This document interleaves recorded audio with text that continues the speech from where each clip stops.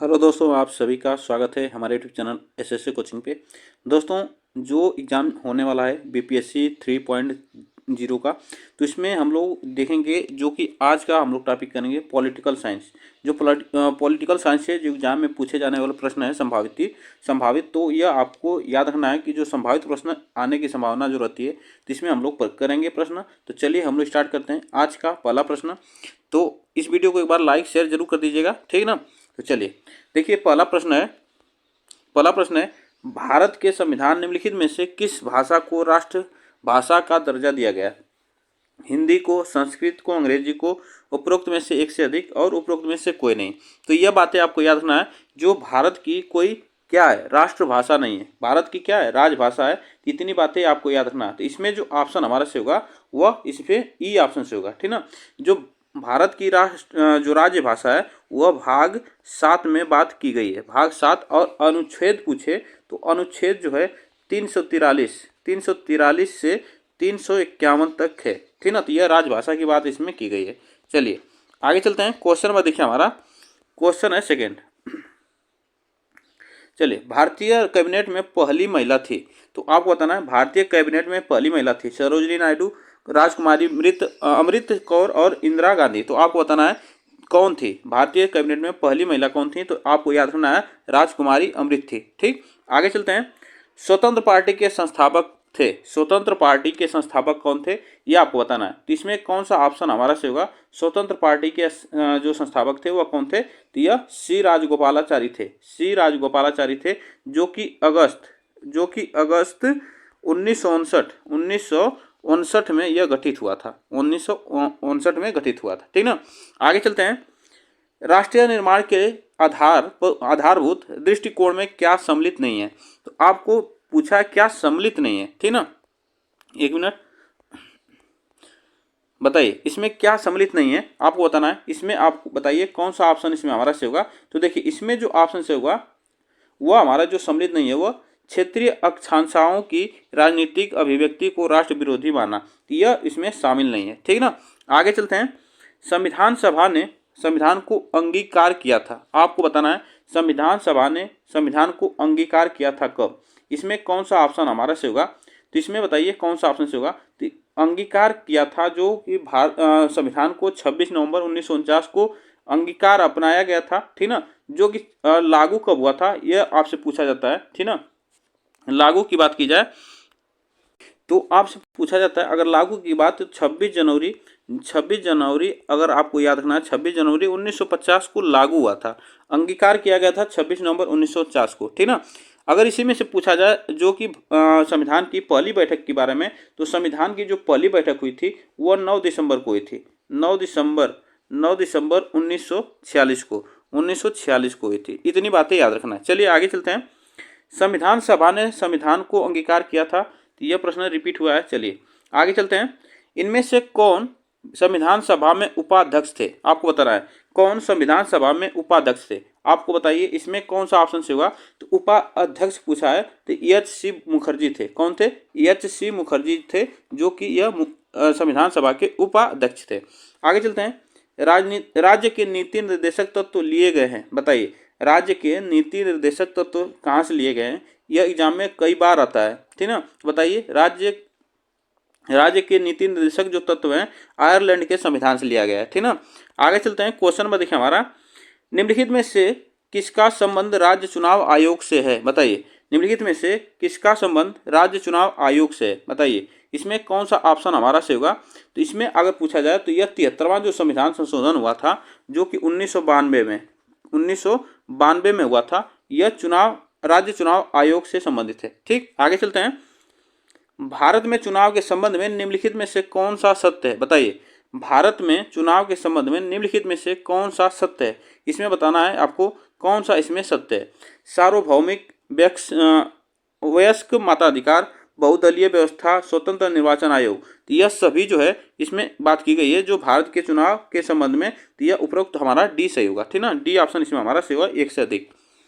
असत्य कथन की पहचान कीजिए, बताइए असत्य कथन की पहचान करना है। आप बताइए इसमें कौन सा ऑप्शन हमारा सही होगा। देखिए असत्य कथन की बात की जाए तो इसमें कोई नहीं है, ठीक ना, उपरोक्त में से कोई नहीं है। लोकसभा का प्रथम आम चुनाव 1951 में हुआ था। ये बातें याद रखना। स्वतंत्रता के बाद से ही भारत में चुनावों के लिए एक निर्वाचन क्षेत्र सभी प्रत्याशियों के नाम वाले मत पत्रों का उपयोग हो रहा है। 1990 के दशक के अंत से इलेक्ट्रॉनिक वोटिंग मशीनों के द्वारा मत पत्रों से मतदान की व्यवस्था के विस्थापन की शुरुआत हुई। तो यह सभी इसमें जो है ऑप्शन हमारा सही है, ठीक ना। असत्य पूछा था तो असत्य इसमें कोई नहीं है, ठीक। आगे चलते हैं। निम्नलिखित में से किसका संबंध परमादेश से है? परमादेश से है, बताइए। परमादेश से इसमें आपको बताना है कौन सा ऑप्शन इसमें हमारा से होगा। परमादेश का अर्थ होता है हम आदेश देते हैं। क्या होता है परमादेश का मतलब? होता है हम आदेश देते हैं। बताइए इसमें कौन सा ऑप्शन हमारा से होगा? तो इसमें जो ऑप्शन हमारा से होगा ए ऑप्शन से होगा। न्यायालय यह देखता है कि कोई पदाधिकारी अपना विविध कर्तव्य पूरा नहीं कर रहा है और किसी व्यक्ति के अधिकार का अतिक्रमण कर रहा है, तो यह देखता है, ठीक ना। परमादेश यह कहता है। आगे चलते हैं। इसका संबंध है भारतीय संविधान का अनुच्छेद 324(1) संबंधित है। तो भारतीय संविधान का अनुच्छेद जो 324(1) है वह किससे संबंधित है यह आपको बताना है। इसमें कौन सा ऑप्शन से होगा? तो वह संबंधित है हमारा चुनाव आयोग से। किससे संबंधित है? चुनाव आयोग से संबंधित है। संघ सूची के विषय में निम्नलिखित में से कौन सा कथन असत्य है? असत्य पूछा है। इसमें कौन सा कथन असत्य है इसमें आपको बताना है। इसमें बताइए कौन सा कथन असत्य है, यह आपको बताना है। देखिए इसमें कोई कथन हमारा क्या असत्य नहीं है। संघ सूची में प्रतिरक्षा, विदेशी मामले, बैंकिंग जैसे राष्ट्रीय महत्व के विषय में यह सभी है संघ सूची में। पूरे देश के लिए मामलों में एक तरह की नीतियों की आवश्यकता है, इसी कारण इन विषयों को संघ सूची में डाला गया है। यह संघ सूची में है। संघ सूची में वर्णित विषयों के बारे में कानून बनाने का अधिकार केवल केंद्र को है। यह किसमें है? संघ सूची में है। तो यह बातें याद रखना है, इसमें कोई असत्य नहीं है। किस राज्य ने भारत में पहली गैर कांग्रेसी राज्य सरकार को चुना था? तो किस राज्य ने भारत में पहली गैर कांग्रेसी राज्य सरकार को चुना था? उत्तर प्रदेश, केरल, बिहार। इसमें से बताना है कौन सा ऑप्शन इसमें हमारा से होगा। तो वह जो है केरल। केरल है। आपको ये बातें याद रखना है। कब चुना था? तो 1957 में। कब चुना था? 1957 में, ठीक ना, जो गैर कांग्रेसी थी। और इसमें पूछा जाए कि कौन सी पार्टी थी, तो वह कौन थी? कम्युनिस्ट पार्टी थी। कम्युनिस्ट पार्टी थी उस समय, जो कि गैर कांग्रेसी पार्टी थी। आगे चलते हैं। आधारभूत संरचना सिद्धांत के विषय में निम्नलिखित में से कौन सा कथन सत्य है? बताइए आधारभूत संरचना सिद्धांत के विषय में निम्नलिखित में से कौन सा कथन सत्य है, यह आपको बताना है। इसमें कौन सा ऑप्शन से होगा? सत्य पूछा है। इसमें आपको याद रखना है, इसमें ऑप्शन उपरोक्त में से एक से अधिक है, ठीक ना। यह एक भारतीय न्यायिक सिद्धांत है, सही बात है। यह सिद्धांत केशवानंद भारती के केस में भारत के सर्वोच्च न्यायालय के निर्णय पर आधारित है। यह सिद्धांत केवल संवैधानिक संसाधनों पर लागू होता है। यह बिल्कुल बात सही है। इसमें जो ऑप्शन से होगा हमारा डी ऑप्शन सही है। चलिए आगे चलते हैं। भारत के नियोजित विकास के संदर्भ में निम्नलिखित में से कथनों पर विचार कीजिए तथा गलत कथन को पहचानिए। इसमें से हमें गलत कथन पहचानना है। तो इसमें कौन सा ऑप्शन हमारा से होगा? गलत कथन हमें पहचानना है। तो इसमें जो देखिए यह मॉडल जो विकास के यूएसएसआर मॉडल से प्रेरित है, सही बात है। भारत के जो नियोजित विकास मॉडल है वह जो यूएसएसआर के मॉडल से प्रेरित है। प्रथम पंचवर्षीय योजना के प्रारूप दस्तावेज 1951 में जारी किए गए थे। यह भी बात बिल्कुल सही है। पीसी महालनोबिस प्रथम पंचवर्षीय योजना के वास्तुकार थे। यह आपको बताना है। इसमें जो ऑप्शन हमारा से होगा, गलत इसमें पूछा है हमें, तो गलत हमें बताना हो। तो इसमें जो ऑप्शन हमारा से होगा वह सी ऑप्शन से होगा, ठीक ना। तो यह बातें आपको याद रखना। इसमें जो ऑप्शन हमारा से होगा सी ऑप्शन से होगा। जो पीसी महालोबिस थे वह द्वितीय पंचवर्षीय योजना के यह वास्तुकार थे, मॉडल थे। यह बातें आपको याद रखना। अगर इसमें पूछा जाए प्रथम पूछा जाए तो हेराल्ड डोमेन थे। हेराल्ड डोमेन जो प्रथम पंचवर्षीय योजना के मॉडल थे। यह बातें आपको याद रखना। चलिए आगे चलते हैं। संविधान के अनुसार संघीय विधायी निकाय को कहा जाता है। बताइए संविधान के अनुसार संघीय विधायिक निकाय को कहा जाता है। इसमें आपको बताना है कौन सा ऑप्शन इसमें हमारा से होगा। केवल लोकसभा को, केवल राज्यसभा को, संसद को। तो संघीय विधायिक निकाय कहा जाता है संसद को। किसे कहा जाता है? संसद को कहा जाता है। आगे चलते हैं। निम्नलिखित में से संसद के अंतर्गत कौन आता है? बताइए निम्नलिखित में से संसद के अंतर्गत कौन आता है? इसमें आप बताना है तो राष्ट्रपति आता है, लोकसभा आता है और राज्यसभा आता है। इसमें कौन सा ऑप्शन हमारा से होगा? तो देखिए इसमें जो संसद के अंतर्गत आते हैं यह तीनों भाग हैं, राष्ट्रपति, राज्यसभा, लोकसभा, यह तीनों भाग हैं संसद के। तो यह बातें आपको याद रखना। इसमें जो ऑप्शन से होगा हमारा उपरोक्त में से एक से अधिक। ठीक, चलिए क्वेश्चन नंबर देखिए, 1990 के पश्चात भारतीय राजनीतिक युग के विषय में निम्नलिखित में से कौन सा कथन सही है? बताइए। इसमें से 1990 के पश्चात भारतीय राजनीतिक युग के विषय में कौन सा कथन सही आपसे पूछा है, आप बताना है। इसमें कौन सा ऑप्शन से होगा? तो इसमें जो ऑप्शन हमारा से होगा डी ऑप्शन से होगा। यह आर्थिक सुधारों पर आम सहमति का युग है, यह गठबंधन सरकारों का युग है, यह संघ के बाहर स्वायत्तता के लिए प्रांतीय अक्षांशों में वृद्धि का युग है। इसमें जो ऑप्शन हमारा से होगा डी ऑप्शन इसमें सही है। आगे चलते हैं, भारतीय संविधान के किस अनुच्छेद के अनुसार अन्य पिछड़े वर्गों के कल्याण को बढ़ावा देना सरकार के लिए अनिवार्य है? तो बताइए। इसमें आपको बताना है वह कौन सा अनुच्छेद है जो पिछड़े वर्गों के कल्याण को बढ़ावा देने के लिए सरकार के लिए अनिवार्य है। इसमें कौन सा ऑप्शन हमारा से होगा? तो वह अनुच्छेद हमारा 340 है, अनुच्छेद 340 ऑप्शन बी। चलिए, निम्नलिखित में से कौन भारतीय संविधान के संशोधन में सम्मिलित होता है? तो बताइए, भारतीय संविधान के संशोधन में कौन सम्मिलित होता है? राष्ट्रपति होता है, संसद होता है, न्यायपालिका होता है, उपरोक्त में से एक से अधिक और उपरोक्त में से कोई नहीं। बताइए। तो भारतीय संविधान के संशोधन में सम्मिलित कौन होता है? यह बातें आपको याद रखना है। यह सभी होते हैं, राष्ट्रपति भी होता है, न्यायपालिका भी होता है, संसद भी होता है। ठीक, चलिए आगे चलते हैं। क्वेश्चन नंबर देखिए यह 12 का। इसमें बताना है आपको, क्या एक ही व्यक्ति को एक से अधिक राज्यों का राज्यपाल नियुक्त किया जा सकता है? हाँ या नहीं, अस्थायी तौर पर ही मात्रा और उपरोक्त में से कोई नहीं। आप बताइए, क्या एक ही व्यक्ति को एक से अधिक राज्यों का राज्यपाल नियुक्त किया जा सकता है? यह आपको बताना है। तो इसमें इसमें हो मतलब क्या, राज्यपाल एक ही व्यक्ति को अनेक राज्यों का राज्यपाल बनाया जा सकता है, यह सही है। चलिए आगे चलते हैं। समवर्ती सूची का उल्लेख है, समवर्ती सूची का उल्लेख है, आपको बताना है किसमें है समवर्ती सूची का उल्लेख। इसमें कौन सा ऑप्शन हमारा से होगा? तो समवर्ती सूची का उल्लेख किसमें है? तो यह बातें आपको याद रखना, 7वीं अनुसूची में समवर्ती सूची का उल्लेख है। ठीक ना, चलिए आगे चलते हैं। इसमें क्वेश्चन नंबर देखिए, सार्वभौम मताधिकार का अर्थ यह है कि मत देने का अधिकार नियंत्रित नहीं होता है। बताइए, मत देने का अधिकार नियंत्रित नहीं होता है जाति या लिंग से, आस्था से, संपत्ति से, उपरोक्त में से एक से अधिक, उपरोक्त में से कोई नहीं। तो सार्वभौम मताधिकार का अर्थ यह क्या है? मत देने का अधिकार नियंत्रित नहीं होता है। आपसे पूछा नहीं होता है, इसमें आपको याद रखना, इसमें ऑप्शन हमारा डी। ठीक ना, निम्नलिखित में से किसकी नियुक्ति भारत के राष्ट्रपति द्वारा की जाती है? तो भारत के राष्ट्रपति द्वारा की जाती है, किसकी नियुक्ति की जाती है यह आपको बताना है। इसमें कौन सा ऑप्शन हमारा से होगा? तो इसमें जो ऑप्शन से होगा, जो भारत के मुख्य न्यायाधीश होते हैं उनकी नियुक्ति जो करता है राष्ट्रपति करता है। भारत के उच्च न्यायालय के न्यायाधीश होते हैं उनकी भी नियुक्ति करता है राष्ट्रपति। राज्य के निर्वाचक आयुक्त होते हैं उनकी भी नियुक्ति करता है राष्ट्रपति। तो इसमें जो ऑप्शन हमारा से होगा डी ऑप्शन इसमें सही है। ठीक, आगे चलते हैं।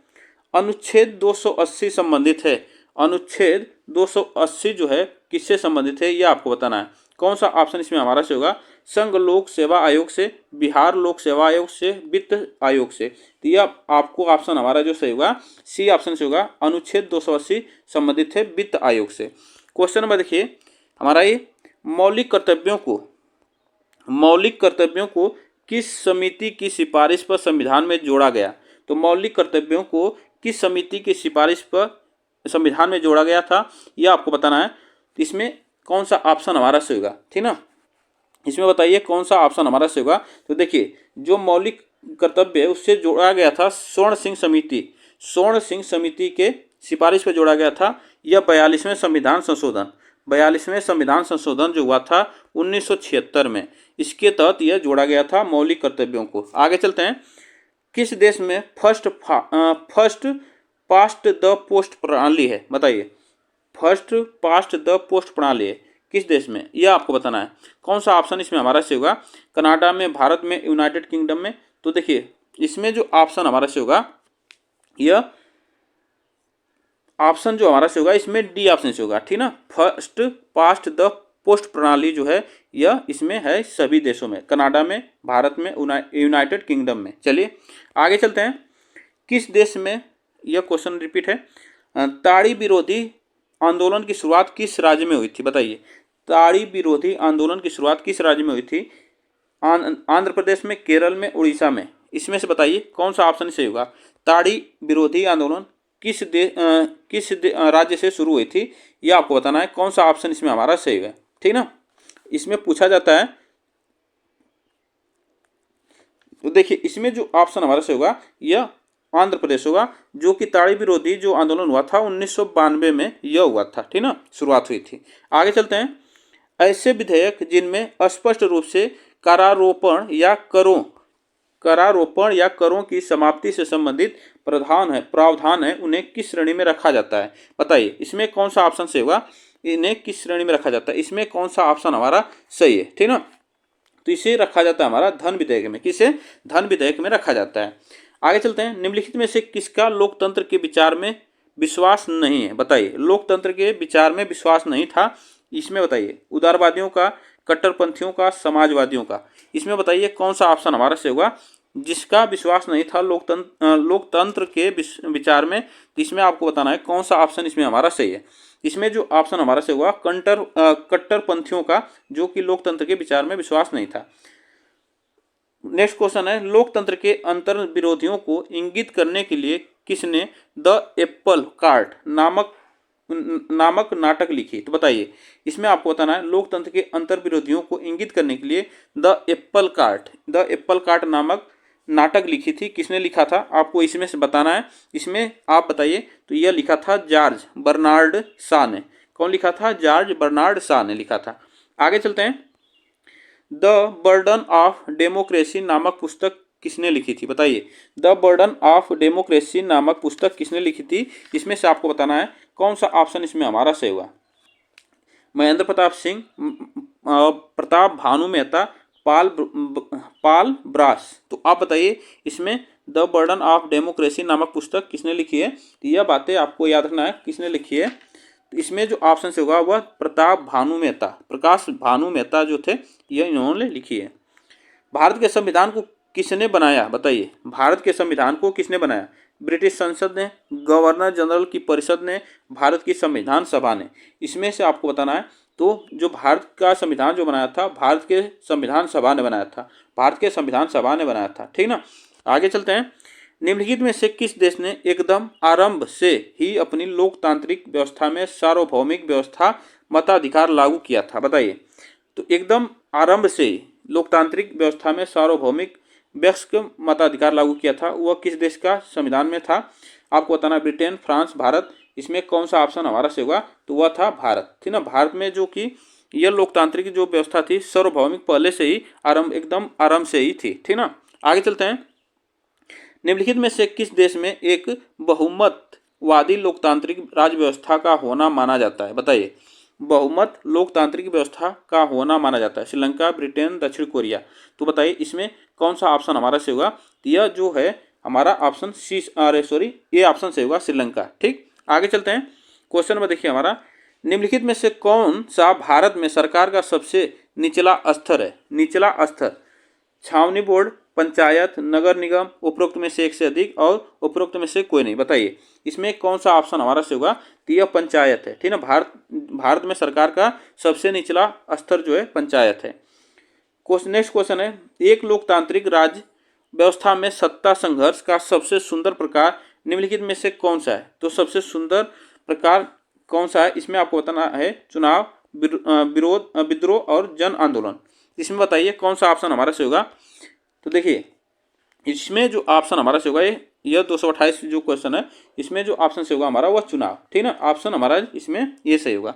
आगे चलते हैं। इनमें से किसे भारत में लोकतंत्र को गहरा करने का श्रेय दिया जाता है? इनमें से भारत में लोकतंत्र को गहरा करने का श्रेय किसे दिया जाता है? जवाहरलाल नेहरू को, महात्मा गांधी को, चारू मजुमदार को, उपरोक्त में से एक से अधिक और उपरोक्त में से कोई नहीं। बताइए इसमें कौन सा ऑप्शन हमारा से होगा? तो यह कहा जाता है जवाहरलाल नेहरू को, इन्हें श्रेय दिया जाता है लोकतंत्र को मजबूत करने में, ठीक ना। इनमें से किस सिद्धांतकार ने लोकतंत्र शब्द को बहुतंत्र शब्द से स्थापन करना चाहा? बताइए। तो इसमें से कौन लोकतंत्र शब्द को बहुतंत्र शब्द से स्थापन करना चाहा? वह कौन था? बताइए इसमें कौन था? इसमें आपको याद रखना है कि वह रॉबर्ट डहल थे। रॉबर्ट डहल था जो कि लोकतंत्र से बहुतंत्र शब्दों से यह स्थापना करना चाहती।